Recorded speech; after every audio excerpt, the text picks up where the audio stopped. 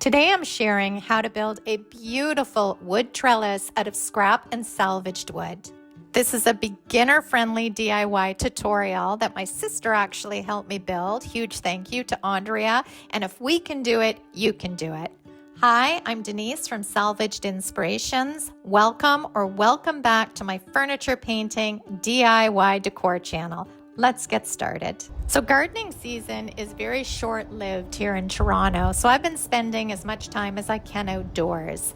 We've also had some strong rain and windstorms that blew over my bamboo and plastic trellises and ruined all my runner beans. So today I'm taking some scrap and salvaged wood and turning it into a gorgeous wooden obelisk trellis, something I've been wanting to add to my garden for years.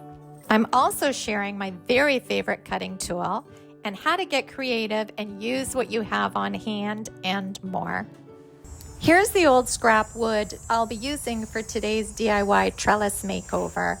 This pile of wood has been laying at my back fence since last year, so it's time to get creative and do some fabulous with it. I also salvaged these IKEA wood bed slats that someone had put out for bulk on our garbage bulk day. And what an awesome find. If you guys see any of these IKEA bed slats hanging around your neighborhood put out for bulk, grab them because you can build so many things with this scrap wood.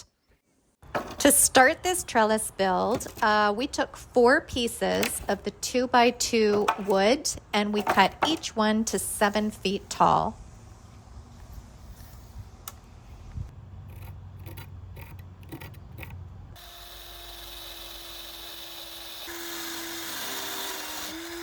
Then we laid them out on the ground, creating an A-frame, and taking the 2 pieces, we drilled the top together. To create the obelisk base size and dimensions, we just eyeballed it really. As I mentioned, this is very beginner friendly, nothing technical here. Without figuring this out mathematically, we found the easiest way to do this was to lay the base, the A-frame, on the ground and find how far apart we wanted the base. So we chose 24 inches. Then we laid our horizontal slats an even distance apart, and this was just by eyeballing it. And then we tweaked the actual measurements with our measuring tape and marked the cut line with a pencil. So to make this super simple and go over this, you're gonna lay your 7-foot frame on the ground, choose your base side, mine was 24 inches, lay your horizontal slats evenly spaced on the A-frame. Mine were 16 inches apart, 11 inches at the top. And then mark your measurements on the horizontal slats with a pencil.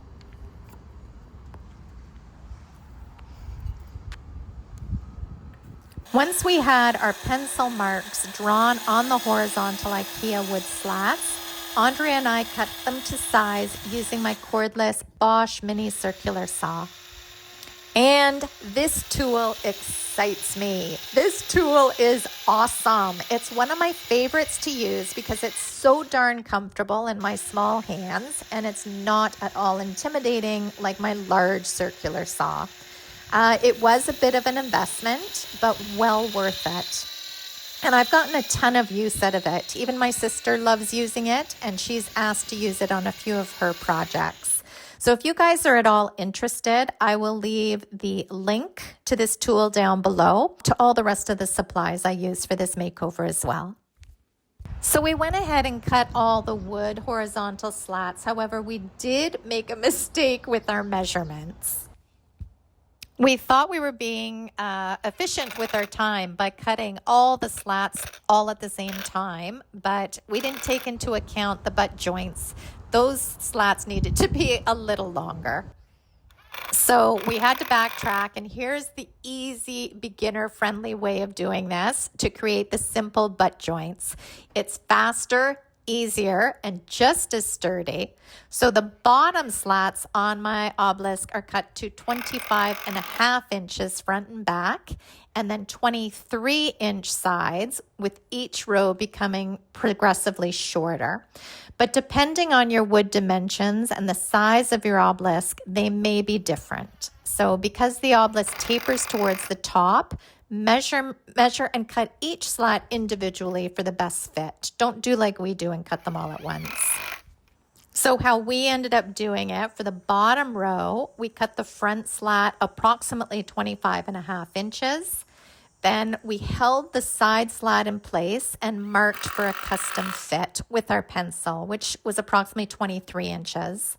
The second row, we held each slat in place and marked with pencil, and you can expect them to be about 6 inches shorter than the row below. So it keeps on going up. Third row, you repeat. Top row, you repeat. And this is better because every obelisk ends up slightly different because of the lumber thickness varies, the leg angle varies, the scrap wood isn't always perfectly straight, and you as the builder may choose a slightly wider or narrower base. I also want to mention that when screwing in all these boards, we used my DeWalt drill and impact driver, which made this build go super quickly. The entire trellis was built in under 2 hours, minus the paint time. Now let's add some salvage detailing.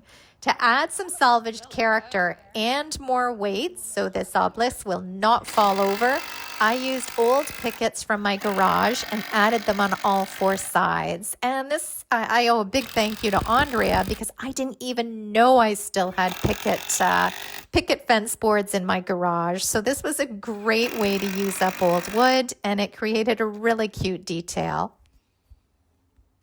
I also grabbed a wooden bun foot from my furniture inventory and screwed it onto the top as a finial topper.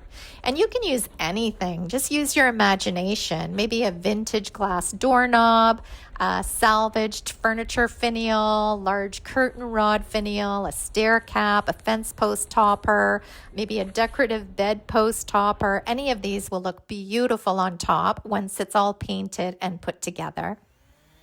At this point, it was looking a little Frankensteinish with all this scrap wood screwed together. So now it was time to tie this look all together and make it look fabulous. For the finishing touch, to prep all this scrap wood for paint, I brought out my orbital sander and 220 grit sandpaper and gave the boards a quick light sanding. This was especially important around the IKEA salvaged boards that had been cut because the edges were quite jagged. In fact, my sister ended up with a huge splinter while we were assembling, so I wouldn't miss this step. It just takes all of 5 minutes and makes all the difference in the finished look.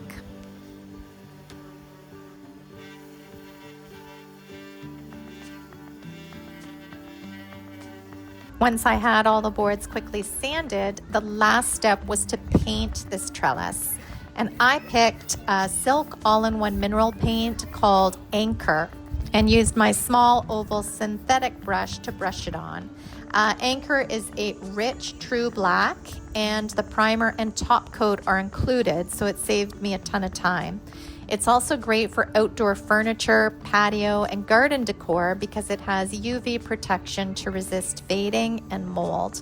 And I was working with a 16-ounce jar, which I poured into a cup so I wouldn't contaminate the rest of the paint in the jar. And it took 3/4, so it was 12 ounces of paint to fully cover this obelisk in 2 coats.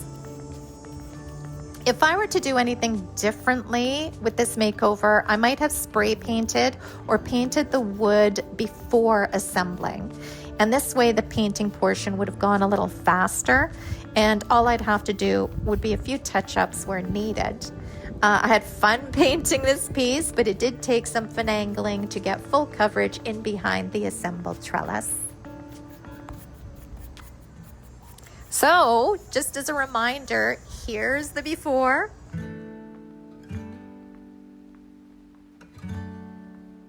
And here's the finished look. DIYing your own garden trellis is the perfect way to add beautiful design to your garden while providing a sturdy structure to grow any climbing flower or plant. I can't wait to grow something beautiful up this trellis.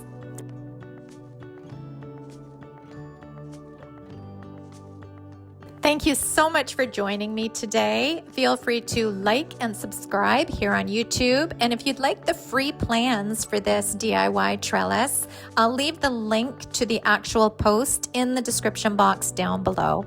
Until next time, have a fabulous week. Bye, guys.